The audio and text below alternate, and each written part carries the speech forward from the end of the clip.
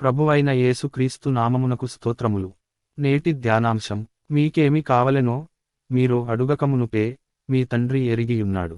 మత్తయి 6వ అధ్యాయము 8వ వచనము. ప్రార్థించుదము. ప్రభువా, గడచిన రాత్రికాలంలో విశ్రాంతి తీసుకొనుచున్న మమ్ము మీ కరుణతో రక్షించినందుకు మీకు కృతజ్ఞతలు.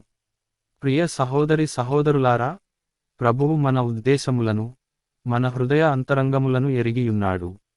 మన ఉద్దేశాలలో తలంపులలో ఎటువంటి కల్మషము గాని స్వార్థచిత్తన గాని లేకుండా నిర్మలముగా ఉన్నట్లయితే ప్రార్థన పూర్వకముగా మనము అడుగక ముందే మన ఉద్దేశముల కోర్కెలను తీర్చుతాడు.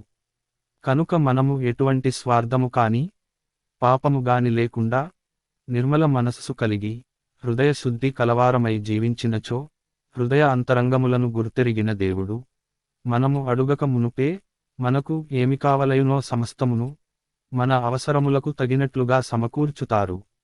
కావున నిర్మల మనస్సు కలవారమై జీవించుటకు శ్రమించుదాం. ఆమెన్.